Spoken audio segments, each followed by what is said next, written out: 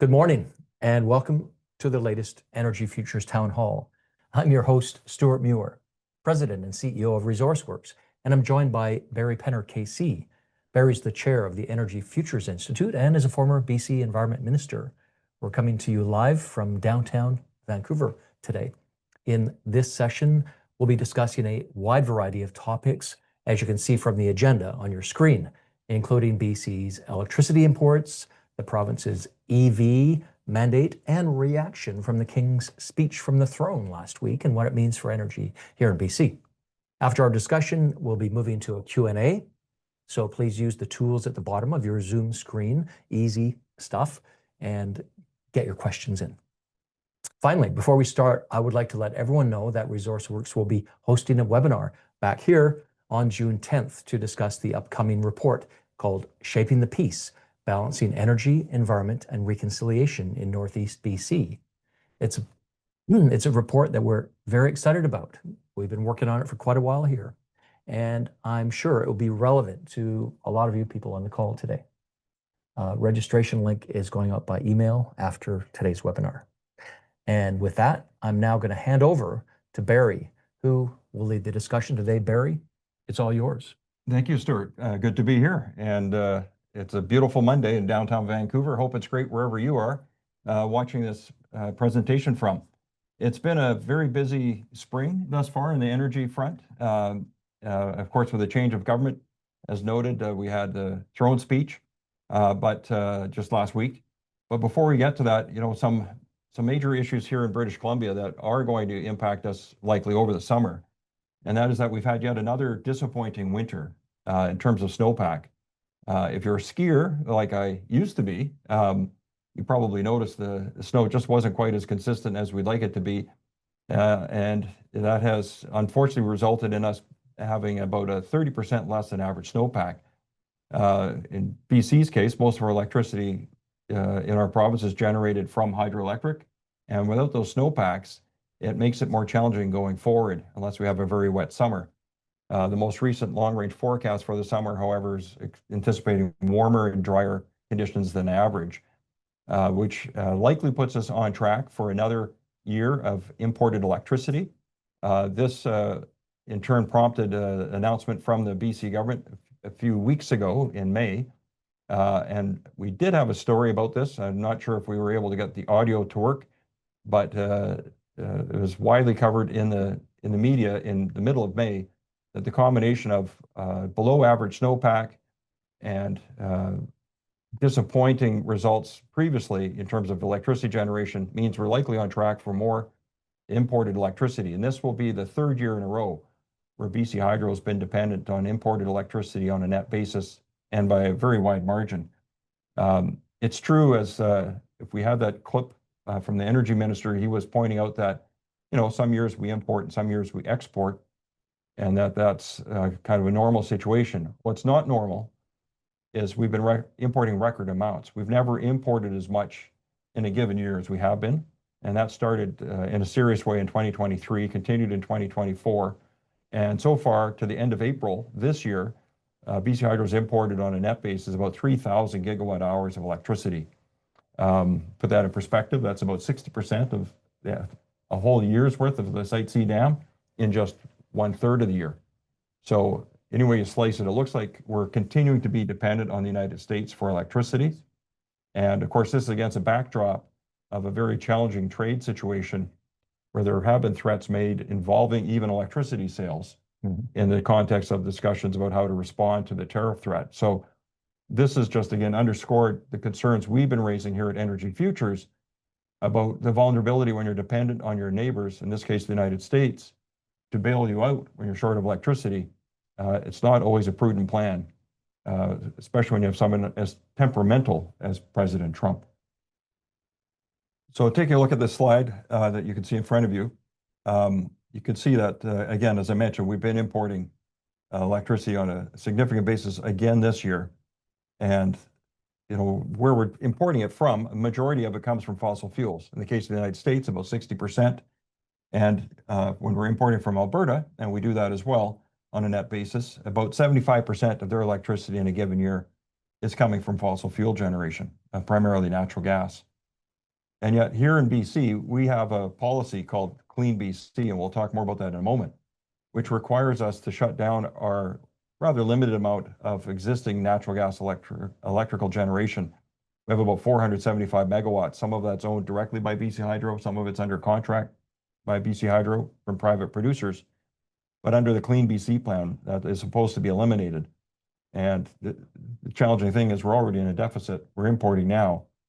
And you have to ask yourself, what does that do for our reliability if we eliminate that dispatchable source of electricity? And Barry, if I could just interject, what's an example of one of these plants that still operates today, which is scheduled to be shut down? Well, BC Hydro has one in Fort Nelson. They also own one in Prince Rupert. Operates as kind of a backup plant for when the transmission line, which is a long one from Prince George, has issues all the way out to the west coast. And then the independently operated projects on Vancouver Island, there's Island Generation, owned by Campbell River, Right. owned by Capital Power. That's the largest, 275 megawatts. And it was used extensively in the month of February during the cold weather we had this year, and almost all of last summer when it was hot and dry. And BC Hydro has acknowledged that they ran that plant because they needed the energy, full stop. That's in a report that they put out on their carbon emissions just 2 weeks ago. And then there's another plant at McMahon near Taylor, and it produced about 110 megawatts, and it runs basically full tilt, steady. And the idea of reducing emissions by shutting that down is a bit of a misnomer because it's a gas processing plant, cleaning up the natural gas before it gets put into pipelines and distributed. And that natural gas processing plant is going to keep operating, going to keep having have to use natural gas for heating in their processes. So by not creating electricity, you're not getting rid of all the emissions. The processing plant's still going to be there. We just won't be capturing that waste heat and turning it into electricity. So there'll be some carbon emission reductions, but overall, it's not to me, it's not a sensible thing to do to eliminate that source of electricity that's firm base-loaded power. As we've seen, we are currently very dependent on the weather, and the weather is not always very reliable. Right. So just the last point of that slide, maybe we shouldn't overlook that. Going up, the BC government did order this spring that BC Hydro increase electricity rates by 7.5% over the next 2 years. They directed the Utilities Commission to impose that rate. So the Utilities Commission really had to perform a function akin to a rubber stamp on the rate increase. And I would say that that's a sign of things to come. Rates really have nowhere to go but up, given BC Hydro's record amounts of debt and the situation we're in where we're having to import power at a cost last year of $1.4 billion. So are you saying, Barry, that the 7.5% increase is because of two factors, paying for imports and paying for debt servicing? Partly, yes. Okay. Yeah, that's in the filings with the BC Utilities Commission. There's an indication that, yes, the increased costs to operate the system stem in part from reduced revenues from trading because we don't have as much electricity to sell, and the cost of importing that energy that we need. All of those things are contributing to upward pressure. Then, of course, there's the Site C Dam, which is not quite finished yet. Last estimate was $16 billion, and we haven't really started paying for that yet. The money's been spent, but the bill's coming due, and that bill's coming to you. So this 7.5% rate increase over the next 2 years is probably just a down payment about what's coming. Right. Okay.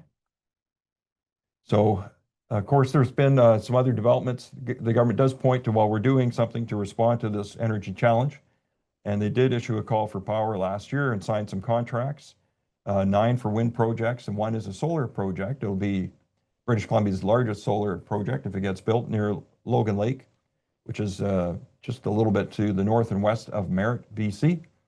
Currently, we only have about 2 megawatts of solar power on the grid in British Columbia, compared to about 1,800 in Alberta. So we do have a long ways to go there. But the catch is that according to a filing in the Utilities Commission this spring, BC Hydro has acknowledged that they're anticipating attrition. So although the news release has said we're looking at almost 5,000 megawatts of new power, or gigawatt hours, sorry, in a year of electricity. The Utilities Commission has been told by BC Hydro that based on past experience, they're expecting up to 30% attrition.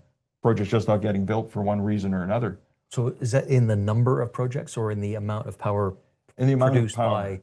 Okay. So instead of 4,800 gigawatt hours, they're expecting more like 3,300. Why is that important? Well, they had told the Utilities Commission when they were developing their integrated resource plan that they had a supply gap coming even before this these last couple of years of dry weather and reduced snowpack. They were, even without that, they were forecasting a deficit. And so they were counting on getting 700 gigawatt hours of new electricity from an existing producer. And they've now acknowledged this spring to the Utilities Commission they've been unsuccessful. So that 700 did not materialize.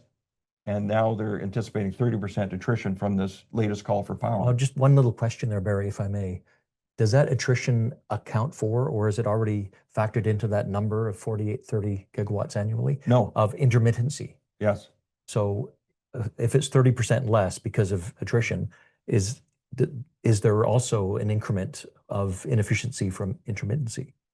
The 4,800 number is what they hope they would get in energy, even though it's intermittent, but through the course of a year. So if it's 30% of the time, or 50% or whatever it might be. That's already taken into that calculation. Got it. Thanks for clarifying that. But what, of course, as you're hinting at, they don't know when that wind or solar energy will arrive. Right. When they come up with that number of 4,800, that's over the course of 12 months. But on any given day or any given hour, you can't predict exactly when that would occur. Right. And that's where our large hydro reservoirs play a role in backing that up. Because when it's windy and hopefully sunny, you can rely less on your hydroelectric dams and save that water for later. And sorry to interrupt you again, Barry, but right when this project was announced a few months back, it referenced the use of batteries, those batteries being BC Hydro reservoirs, correct? Or water reservoirs. How does that work? I mean, it's not a battery in the sense of the lithium battery in your phone or EV, is it? I mean, how does that work exactly? Well, I guess the water behind the dam is potential energy. It's being stored behind the dam. It's kinetic. And once it's released, then it has kinetic energy spinning the turbine and causing the electrons to get excited and create electricity. Okay, well, fine. But when it was announced, it felt like they were going to be doing something differently to add sort of notional battery capacity to the reservoir system. Is there something happening on that front? No, or is it more of a simple notion? It's an analogy. I see. It's an attempt to connect to average person who is familiar with how a battery works, about how you plug it in, charge it up, to draw some kind of a parallel, which is not a perfect one. So it's not like a wind farm is being used to literally pump water into that reservoir. Okay. No, it's not. It's just an alternative. Right. So the idea being that when it's windy, you don't have to run your hydro dams as hard and save that water for when it's not as windy. But of course, we're in a situation now that we've been so dry for so long that these wind power projects, even if they were available to us over the last couple of years, we still would have been importing electricity, and a very significant amount, probably another Site C dam worth of electricity. So in the context of all that and the trade threat and the hint that electricity might get interrupted as a result of these back and forth reciprocal tariffs and so on, and trade actions, the government held a news conference with Premier Eby and the Energy Minister in Victoria with the Olympic Mountains in the backdrop. I think we have a slide we can go to for that. I think we're a little behind on the slides, actually.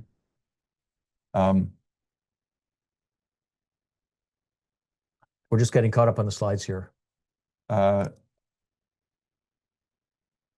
one, yes, you've got. Time for BC energy sovereignty. So this was, in the context of, hey, we've got these trade threats and we're going to do something about it.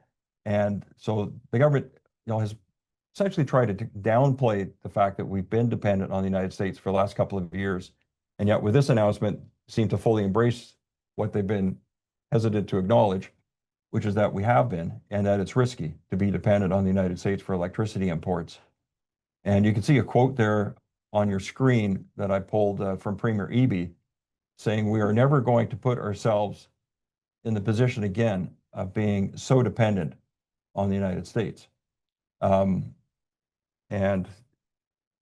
this is something we've been saying at Energy Futures for several years, even before President Trump was reelected, simply because the United States has their own electricity challenges going forward. And, again, relying on someone else who's got a potential challenges is not prudent. Right. And I think you're referencing trends like the growth in AI, where in the last couple of years, the emerging, I think everyone's dialed into this issue. Is that one of the issues you're talking about as to why we might not be able to count on the US to send us their extra power because it won't be extra there? Yeah, it's a combination of things. Okay. According to the North American Electricity Reliability Council, the change from baseload power plants that were largely fossil fuel, coal-fired plants, have a lot of their downsides, but their upsides is they're quite predictable and reliable. And replacing that with intermittent sources creates some question marks for grid reliability and so forth. And combine that Just with ask Spain and Portugal. how that turned Yeah. out. And then Even though we don't know exactly what happened there, I mean, it's pretty obvious there's a connection. we're waiting to find out. It'll Yeah. be fully studied. But combine that with government policies forcing increased electrification through electric vehicles and putting restrictions on the use of natural gas for home and commercial heating. All of these things are creating additional demand above population growth and the artificial intelligence demand that you're mentioning. So all these things together are creating a supply and demand crunch in the United States as it is in Canada. We've just got the extra challenge here that our targets are even more ambitious than they are in the United States. And we were already in an electricity deficit in the province. Right. Can I just interrupt you? We have a listener question here, and it's a good question. I often consider, I think it is the PowerX question, and you'll hear this often said when we're in this context of relying on the US for imports, which is a trend that's different now than it was in the past. I mean, I remember in the early part of the millennium where and even the 1990s, where we were seeing enormous amounts of revenue from the sales of electricity to California. And then that changed, and it's changed again recently. But the question is this: doesn't it make sense to sell power to the US when we have an extra amount, selling high, and then buying from them when it's cheaper, like buying it low? That makes sense to me. But what's different now, Barry? It's dependency. And it's exactly what the Premier acknowledged here, maybe inadvertently, in the quote that you saw on the slide, that being dependent on a country that may not necessarily consider your best interests is risky. That's simple. So yes, there are still times, even this year, that we have sold electricity to the United States. But when you add up our sales south versus our purchases coming north, we have imported 7 times more electricity than we've sold to the United States so far this year. And that was similar last year and the year before. So that is what's different. And it's the amount as well, like record amounts that we have had to import. And we're not just doing it because it's an economic opportunity. We've been doing it because we have to. Right. And that's the difference. Of course, we all enjoy the idea of trading when it's financially beneficial and when it's your choice. The idea of having to rely on your neighbor because you have no choice is a different proposition, especially when there's a president there who doesn't really consider Canada to be an ally.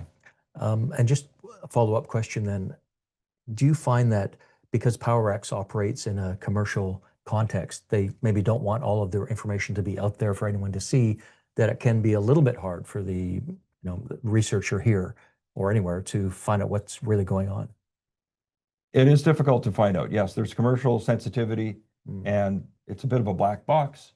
We can go online, as I was showing you just before we went on air, to show you how much we're importing from the United States or from Alberta. And in Alberta's case, we can see exactly what's producing what, how many megawatts they're generating this morning from wind power. It's about 2,000 megawatts this morning in Alberta.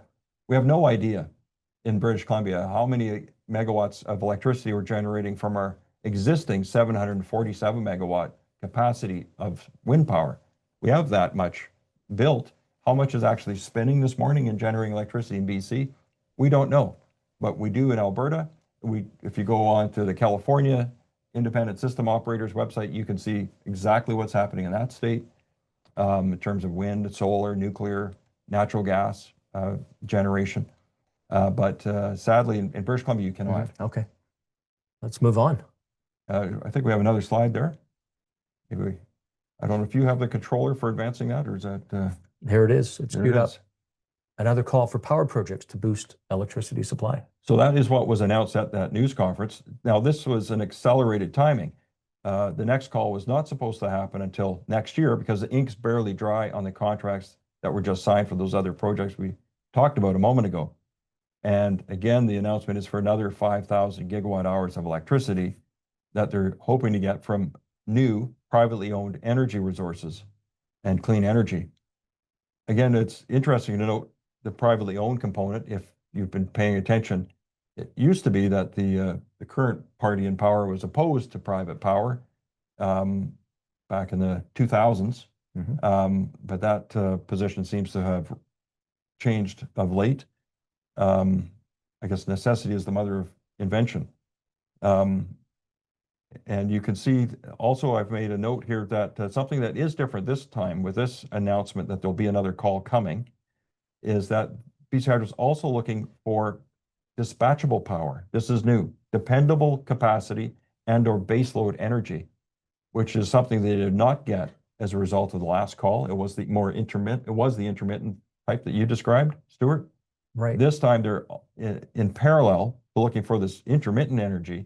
They're looking for expressions of interest, testing the market to see what might be out there in terms of options.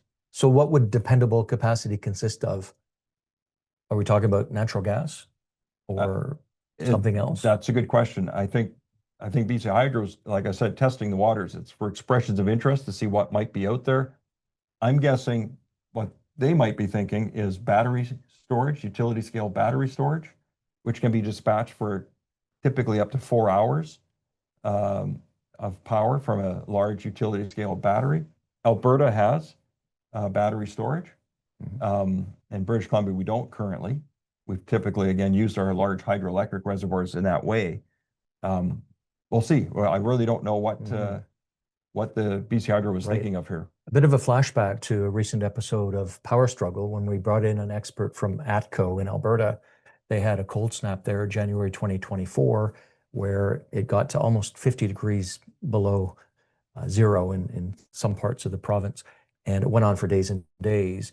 And someone calculated, well, if you had to replace the gas that was used, because it was natural gas that kept Alberta warm, if you had battery storage, how much would you need? And the calculation was that you would need the equivalent of all of the lithium batteries manufactured in the entire world in 2022 times 14. So 14 years worth of current in order to back up the power used in that extreme situation. So when you're planning an energy system in BC, you're planning for the coldest day or the hottest day, right? Yes, you have to build for peak. Right. What we're seeing in California is large utility scale battery storage is being used for the ramping periods, over the dinner hour when the sun starts to descend, and you're generating dramatically less than solar power, and it starts to just shut off completely.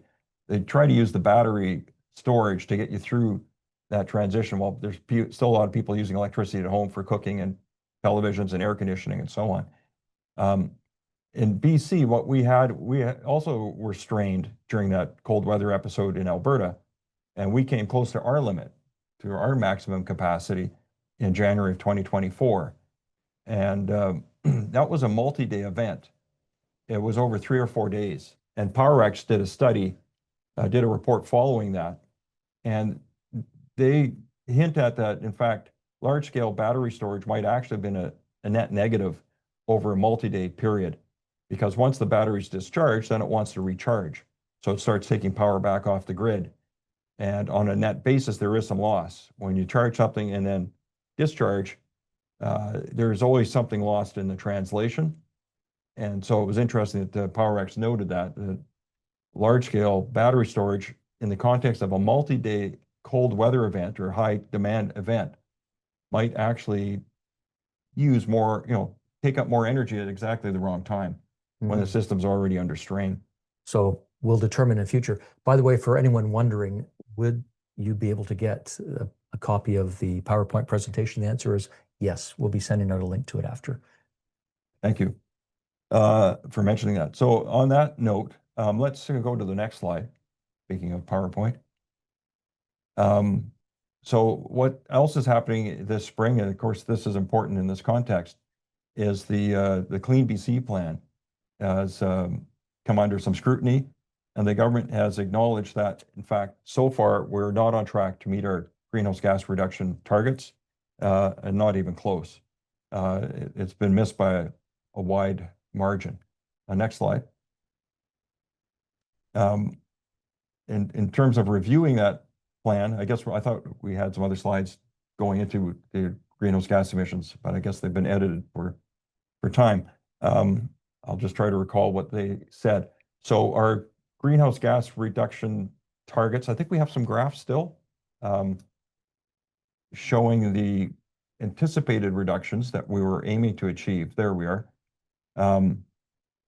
And by this year, we were supposed to be at 16% below 2007 levels, which was when myself and Carol Taylor worked together when she was finance minister and I was environment minister. Barry, the solid blue line on the left, sorry to interrupt, is what has happened is measurable and factual. On the right, the dotted green is a conceptual projection of the future. Yeah, so the baseline is 2007, which is when we introduced BC's first climate action plan, and that's over on the left-hand side of the margin and the solid line. And you can see it's kind of wiggled around, but mostly held mostly constant over the years up until about 2025 now, where we are. And then we're supposed to be at 16% by this year, reduction from 2007 levels. And it's obvious that's not going to be achieved. Well, do you think we're at the projected 2025 levels here, sitting in 2025 as we are now? Because it seems to be off the trend. No. Has something happened? No, that's what I just said. We're not going to hit that 16% reduction. We are up at the solid line, right? According to this most recent report. That's what we know. That's 2023, right? Yeah, 2022 actually. 2022? This just came out. Okay. Well, this is the 2024 one. I don't know if we have another slide before this one that might explain. Yeah, there we go. So the Climate Change Accountability Report was released a couple of weeks ago. And you see it's called the 2024 report because it was supposed to be released last year. It was overdue. The legislation says it's supposed to be released around July every year, and it wasn't. And then it was thought it would be out after the election in the fall, and it wasn't. It was released just a few weeks ago, and it confirms what everybody else already suspected, that we're not going to hit the targets.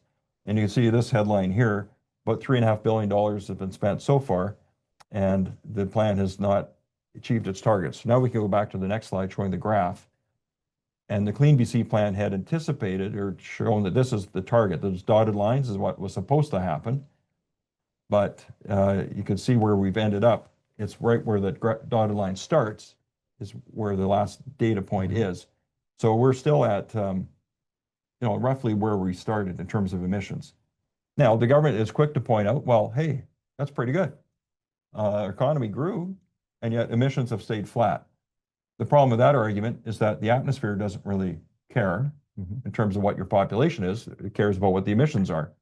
And the climate plan itself that the government introduced talked about reducing absolute emissions, not on a per capita basis, but the plan was, as the dotted line shows, to reduce absolute emissions. Now, Barry, during this period of flat performance, when maybe it was okay because the population and economy were growing, was BC increasing its industrial base, or was it decreasing it?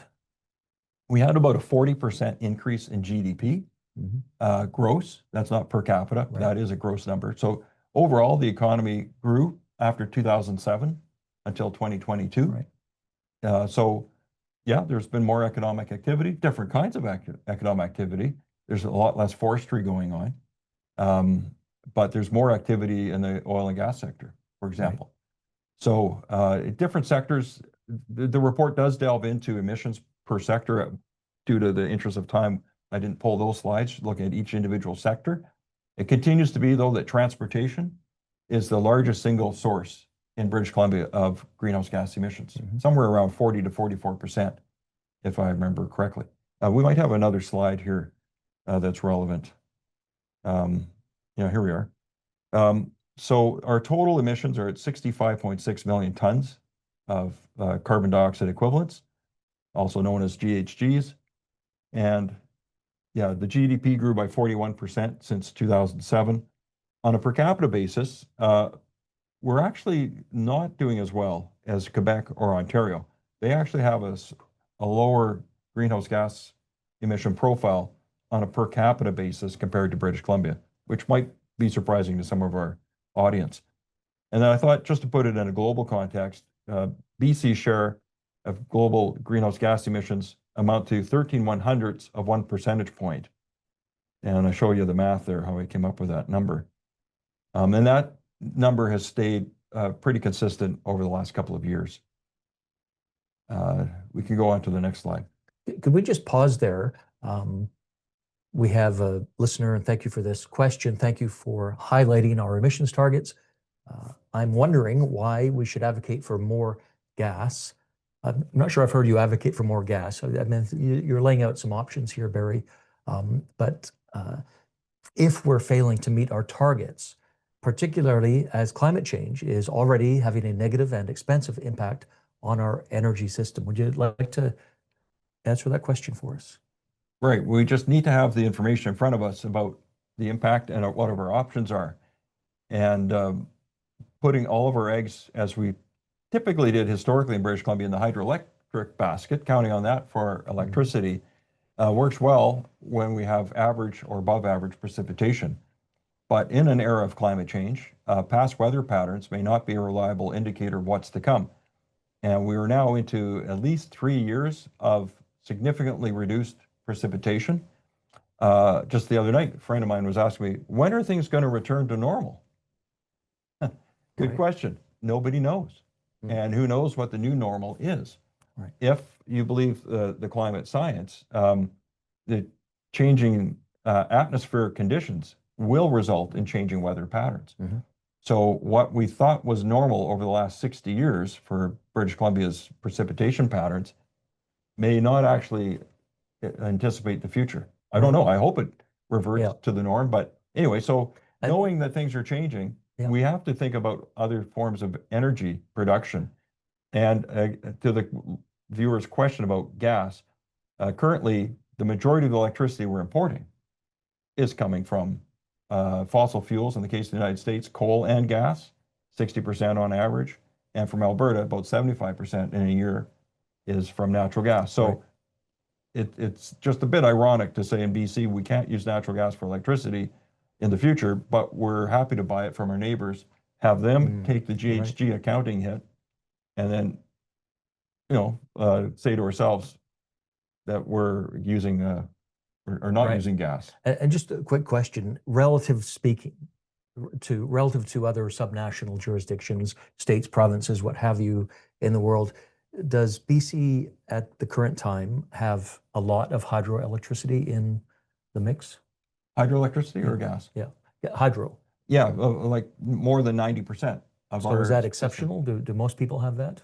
Most do not, but we're not alone.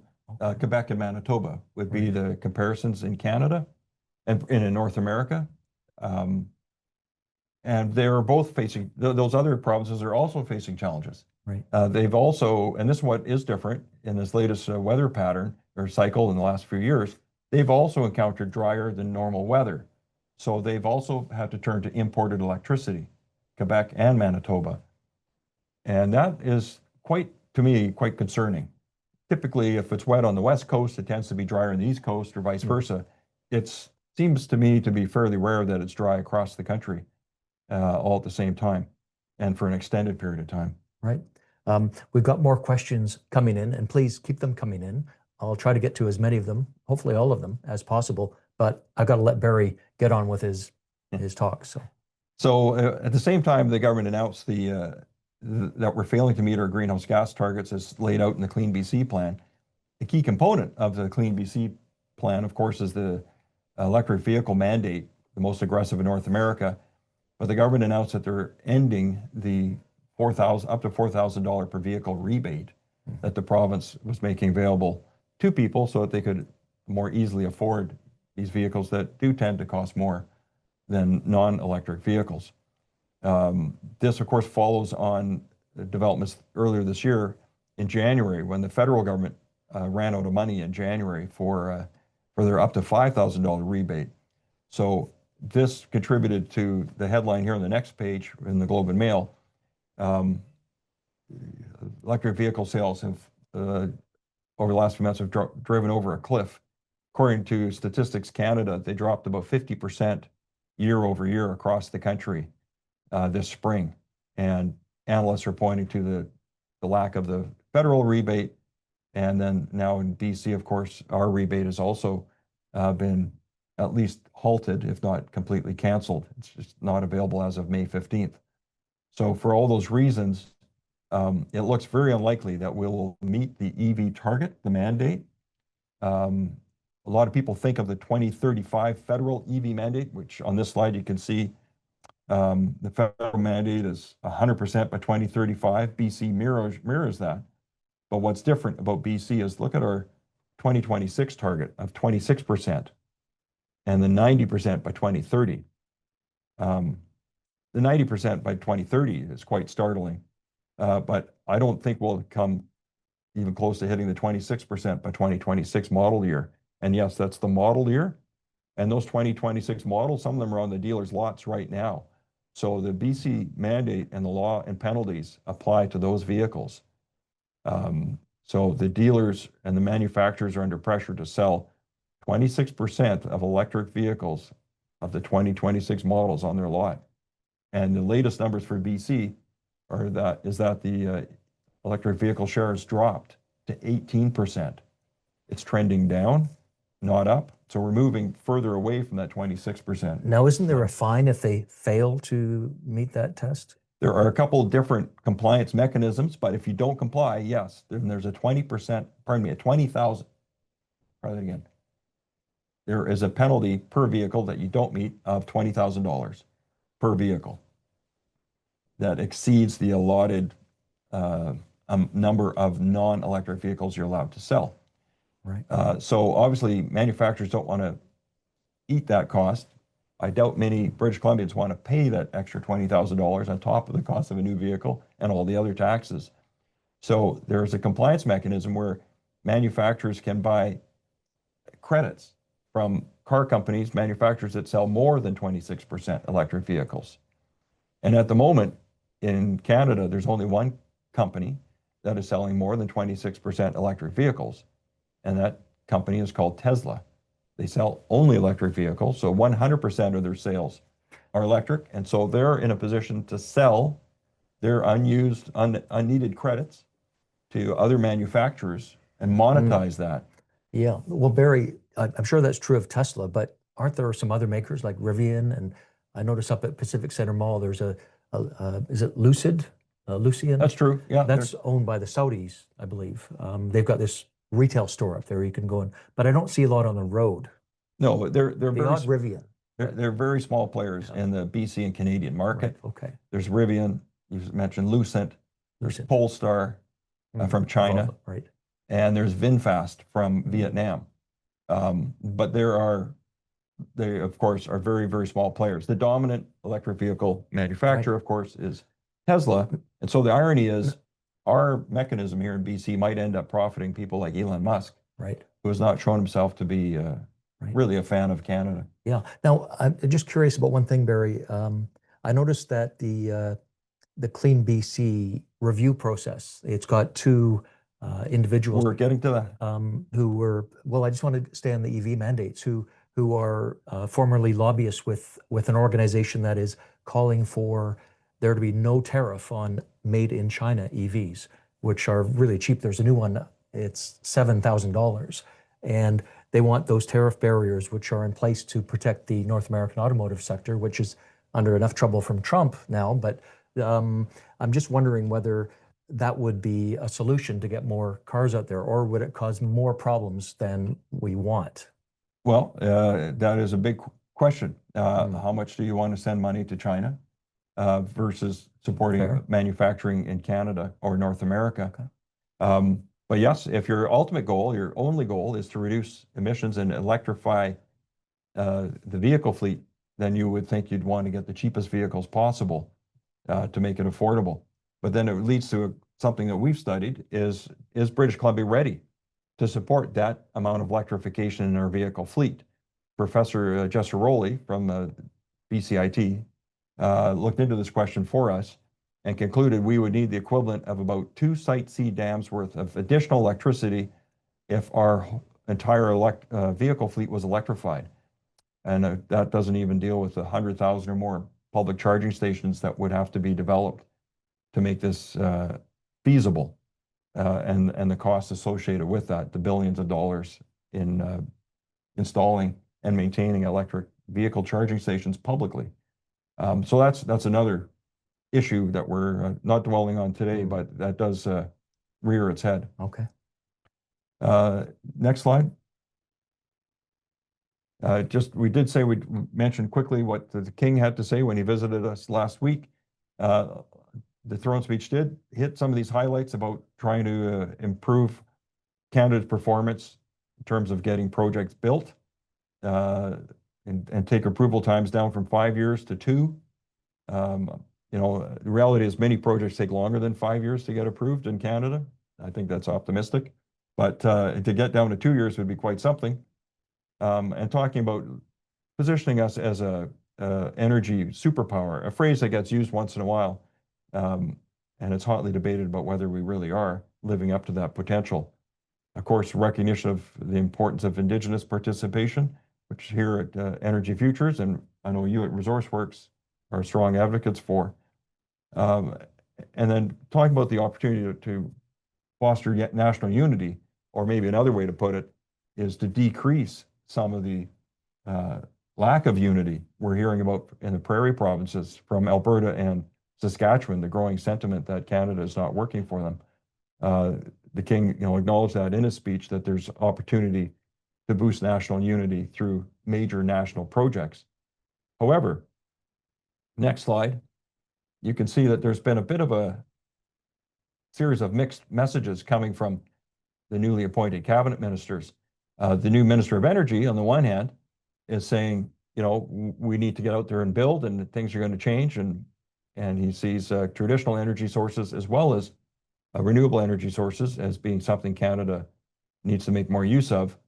However, the same week that was being said, Canada's former Environment Minister, who's been shuffled to a different portfolio, opined that he's not sure there's really need for more pipelines, and claiming that the new Trans Mountain pipelines only got about a 40% utilization rate. I looked at their financial report that they put out a few weeks ago with the Trans Mountain Corporation, which is now owned by the Government of Canada. And in fact, they're saying that their utilization rate is up around 70 to 80%, almost double what Right. Minister Guilbeault was referencing. He seems to have some lack of information. I wonder if there's anything that could be done through Energy Futures to help ministers of the Crown who have trouble getting that information. It's easy to find. It didn't take me so. long. And they put out a news release last week, and or a couple weeks ago, it was widely covered. I see. Anyway, so there are some mixed messages still from the federal government, but the King's speech certainly did highlight the importance of energy for our future. Next slide. And again, we already dealt with this topic. This slide was the news conference by the provincial government saying we need to think about energy sovereignty for British Columbia. And at Energy Futures, we wholeheartedly agree. And so this led to this other call for power that we've talked about already, so we can move on to the next slide. And this is about now what you mentioned, the 2 people who have been appointed by the government to lead the review of the CleanBC climate plan. And both of these people have extensive experience advising the current government. And I think in the case of Maren Smith, she was actually on the board of BC Hydro for a period of time under the NDP government. And so they've been asked now to come in and review this policy that they themselves had a hand in developing in the first instance and then implementing. It's been interesting to us, and I know to you, Stewart, at Energy Futures, I think you made some comments on social media that there's been no announcement of any representatives from labor, industry, or First Nations in terms of being at the top of this project, this panel of reviewing Yes, CleanBC. well, let me jump into that because I did opine. If you looked at my LinkedIn profile not long ago, I did take a look at the CleanBC review process. I thought it was interesting. I mean, the individuals named here were longtime lobbyists with an organization, Clean Energy Canada, which, as I mentioned, is currently lobbying the federal government to take down the tariff wall to Chinese cars. So whether they're actively lobbying for the Chinese automakers or for some other reasons is not entirely clear to me.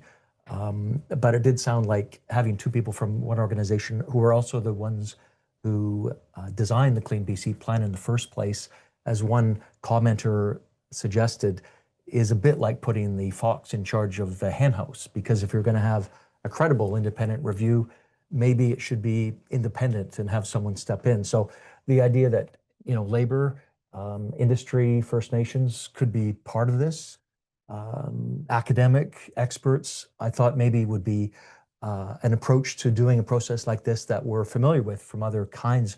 I know you're itching to jump in, Barry, but let me just finish that if we wanted to have a process that was received by the public as being sort of independent and trustworthy, I guess, in the sense that it is drawn from domains of expertise that are kind of known and easy to see, domains of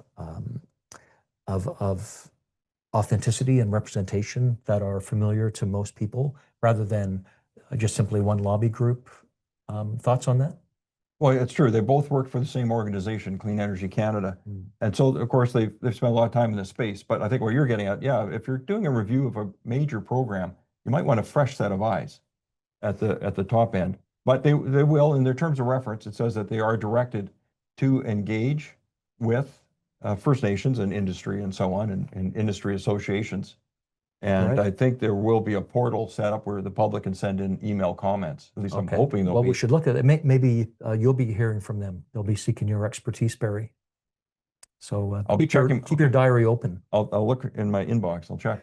Okay. But yes, I'm hoping that will be the case. But it's a fairly tight timeline.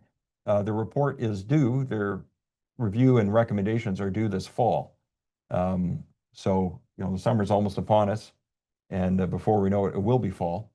And so this overarching plan will be opined on by this fall with presumably some updated actions. And now, of course, we can't ignore the political reality behind this. This review was scheduled to take place next year, but it's been accelerated by 1 year due to an agreement that the current provincial government has with the Green Party MLAs, the two MLAs that the Greens elected in the legislature, as part of their agreement to support the NDP government during votes in the legislature. They extracted a concession from the government to do this review of CleanBC 1 year early. Well, maybe if they had the report on CleanBC 1 year late and they're doing the review 1 year early, that kind of cancels itself out. So it's basically a wash. Oh, the accountability report. Yes. Yeah. Okay. I think we're coming close to the end of your slides here, Yes. but I see one more. Yeah, just to highlight again, if people are looking for some deeper dives into topics, we've talked a bit about EVs here already, but if you want to really dig into that topic, I know it's of interest to people when the government tells you what you have to purchase. And so you can take a deeper dive by going to our website, and you'll find these 3 reports available to you at no charge. It's a pretty good deal. It's a public resource. And I think you have a presentation report coming up you want to talk about. Maybe that's our next slide. Or maybe it's not. Yeah, well, let's before we jump into other things, let's go to the questions, because we've got some good ones, and I'd like to look at these. We have got a question, and I'll bundle these together where I can. There's a question on LNG electrification, and there's also a question on, hey, what about nuclear? Can you, those are options, alternatives to what we have now. Thoughts? I'll take the last one first, just because I don't want to lose track of that one on the nuclear front. Ontario has announced that they're moving ahead with what's been talked about for decades now, which is small modular reactors. Easy for me to say. SMR is the acronym, which I can get my tongue around. But they're budgeting and estimating $21 billion for this initiative to develop the first, at least in Canada, commercial small modular reactor. That's a lot of money. That's very expensive. I will say that we'll all benefit, though, by watching what happens, and hopefully as the technology gets tested and proven out, the unit cost will come down. Because right now, $21 billion is a very, very substantial price to pay. But it is new technology, or at least being used in a new way. And like I said, it's been talked about for a very long time. And it does take someone to make a first move. There's been some implementation in different countries, very limited, I think in Russia, China, and perhaps one in South America underway. But this would be really the first substantial SMR in North America if Ontario keeps on with this plan. Saskatchewan's talking about it too, but I think they're keen to see someone else go first and take maybe some of the hits that come with any new technology. Electrification of LNG. This has been discussed extensively. Of course, wood fiber LNG, which is under construction near Squamish, is going to use electricity for their liquefaction process. That's to super cool the LNG to liquefy it. I think you have to get it down to around minus 170 degrees Celsius. So that takes considerable energy to cool it to that degree. The first LNG project that's expected to come online is actually in Matt, and it's LNG Canada is the name of that project. It will not be using electricity for the liquefaction process. Some of the ancillary services on site are being run by electricity, but the actual liquefaction is not being done by way of electricity. And that's really due to a supply challenge, I believe, in terms of BC Hydro's ability to provide that amount of electricity to the project. Now, there seems to be enough electricity for Bell or BCE to propose a raft of AI or data processing centers. So there must be an abundance of electricity. Am I right? That you're referencing a surprising statement that came out of a technology conference that took place in Vancouver last week. It was huge. There were, I think, 15,000 or more people, delegates from around the world. The Web Summit. They called the Web Summit. Very big event, very good for our local economy, people coming in.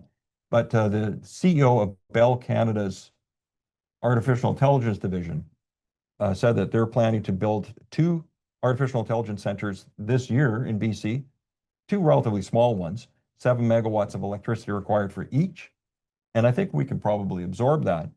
But he then went on to say, and this caught my attention, that the other projects they've already got approval for would require a total of between 400 and 500 megawatts of electricity combined if you add all their projects in British Columbia. And he said, we may as well use the hydroelectricity. That's better to use than natural gas for this It's better purpose. than natural gas? Or better to use? Sorry. He made some comment that it's better to do it here in British Columbia using hydroelectricity than Alberta, where you're using natural gas. And of course, this morning I was showing you as we came on air that we're importing electricity right now from Alberta, where 75% of their electricity does come from natural gas. So even if you are building it in BC, you're going to be using some natural gas. But just to your question, do we have enough electricity for that? It is a question mark, because that would, if they're operating year round, and I assume they would want to operate every day, that would require about 4,500 gigawatt hours of electricity, or almost one Site C worth of electricity for these AI centers that Bell was talking about last week. Well, there was a major green hydrogen project that was proposed, but then it was advised to look elsewhere in the world than here because there wasn't enough electricity. But anyways, we'll leave that for another time. We're down to the last couple of minutes, so let's see if we can get another question or even 2 in.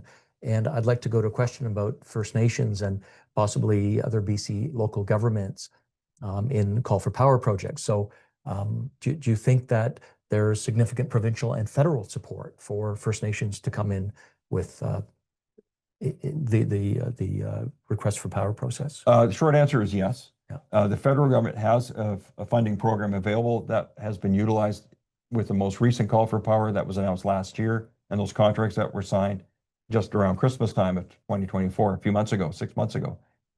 So the federal government is helping the First Nations with capital. I believe the British Columbia government also has a program. I think it's smaller, but it's also helping First Nations take equity positions in these projects.